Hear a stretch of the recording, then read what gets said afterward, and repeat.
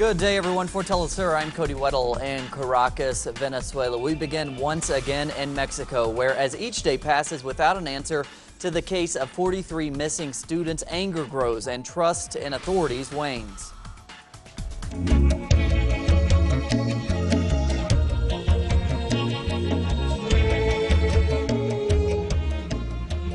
Relatives of the victims remain skeptical of suspects' claims that they killed the students. For the latest, here's our correspondent Clayton Kahn. With more than 43 days since the 43 Ayotzinapa students were forcibly disappeared, this group of citizens and activists marched nearly 200 kilometers from Guerrero to Mexico City, tired of what they say is institutional simulation. All that is the government we don't trust, and the majority of Mexicans don't even trust in the media, the written press, television. They have sold out to the government. This overarching sentiment of distrust towards the authorities is also among this group of students, organizing their next actions in solidarity with Ayotzinapa. Right now, we have a government that's been elected democratically, in theory I mean, but really it's not a legitimate government. It's not a government of the majority of the people. Analysts say to reverse the general lack of trust towards the state will require deep and systemic changes.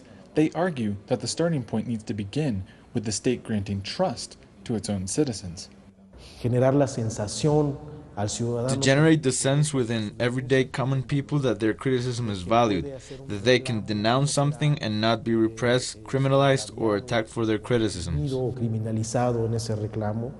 With Mexican flags colored black in mourning, they proudly sing the national anthem, expressing commitment to their country rather than its authorities. Clayton Kahn, Telesur, Mexico City. And we go to Venezuela now, where relatives of victims of violent protests earlier this year have formed an action committee.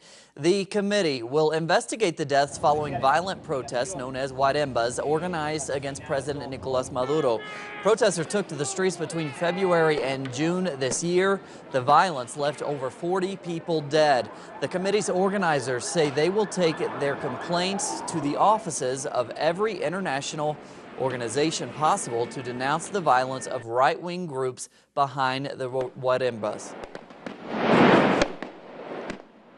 And now we turn to Colombia, where activists and farmers are speaking out against a proposed law that would hand over land needed by the rural poor to multinationals. Our correspondent Charles Parkinson reports on the proposal.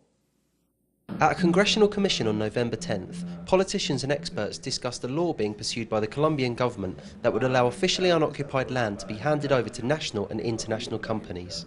It's a law that could enable multinationals to claim land currently occupied by the country's rural poor. Right now there are many farmers occupying vacant lands but who have not formally applied for them.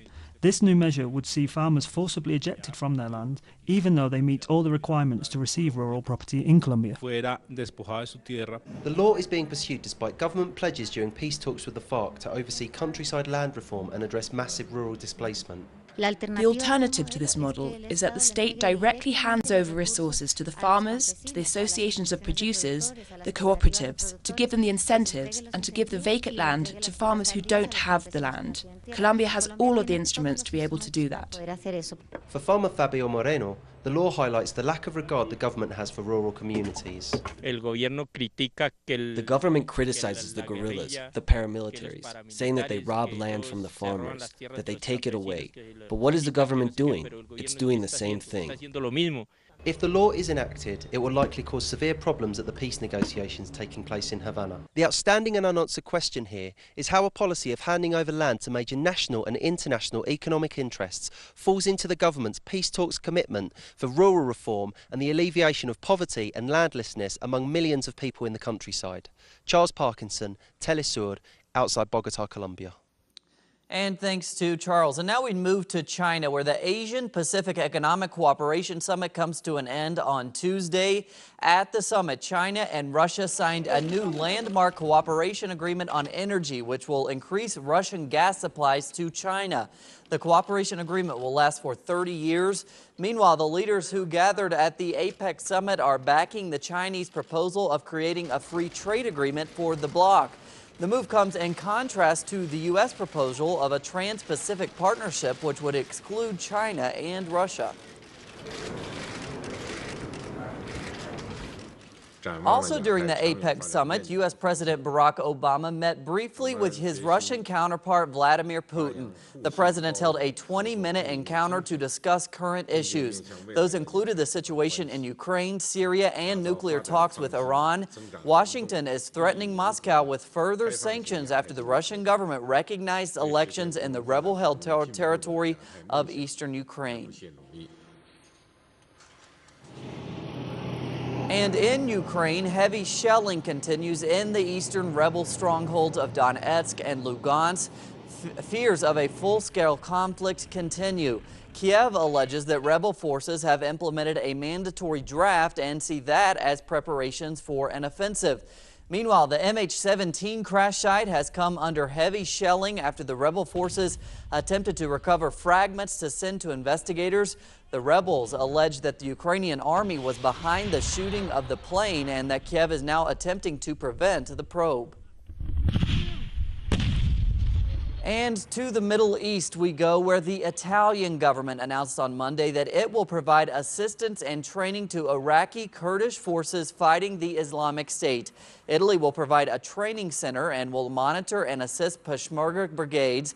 Italy's announcement comes a week after Britain offered similar help to the Kurdish fighters. Although the response has been delayed, Western countries have begun to aid the Kurdish army to fight the Islamic State, which has already taken over almost a third of Iraq.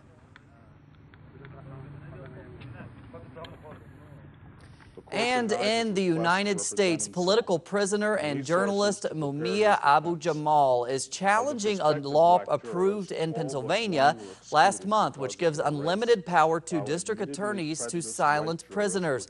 The law will be challenged by Abu-Jamal and several human rights organizations that consider it a violation of human rights and of the First Amendment of the U.S. Constitution. Jamal was 6 feet 1 inch and 170 pounds. Tuesday marks the 128th anniversary of one of the most significant events in international labor history, the Haymarket Square hangings. Now, in 1886, 4 anarchist activists were executed for conspiracy after a workers' rally in Chicago ended in violence.